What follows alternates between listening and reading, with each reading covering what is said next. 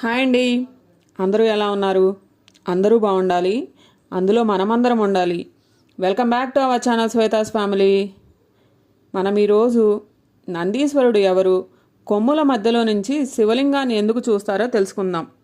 పరమేశ్వరుడి పరమభక్తుడైన శిలాదుడి కుమారుడే నందీశ్వరుడు. పుట్టుకతోనే అతడు శివభక్తి సంపన్నుడు. సకల శాస్త్రాలు అభ్యసిస్తూనే మరోపక్క మహేశ్వరుణ్ణి సదా ధ్యానిస్తూ ఉండేవాడు. ఒకసారి నందీశ్వరుడు శ్రీశైలం వచ్చి తపస్సులో నిమగ్నమయ్యాడు. ఆ తపోదీక్షకు మెచ్చిన త్రిలోచనుడు ప్రత్యక్షమై వరం కోరుకోమన్నాడు. 10,000 ఏళ్లు తపస్సు చేసే శక్తిని ప్రసాదించమని నందీశ్వరుడు అర్థించాడు. ఈశ్వరుడు తదాస్తు అన్నాడు. 10,000 సంవత్సరములు తపస్సు చేశాక నందికి నీలకంఠుడు గణాధిపత్యం ప్రసాదించాడు. తనకు అత్యంత సన్నిహితంగా ఉండే అదృష్టాన్ని కల్పించాడు. శ్రీశైలంలోనే కొలువు తీరేలా అనుగ్రహించాడు.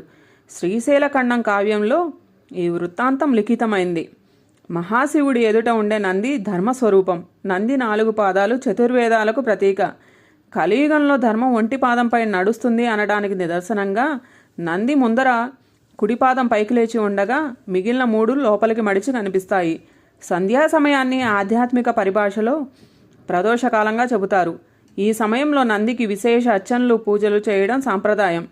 కాలకూట విషం తాగిన పరమేశ్వరుడు తాండవం చేస్తుంటే ఆయన ఉగ్రత్వాన్ని నేరుగా చూడలేని దేవతలు భయపడిపోయారు.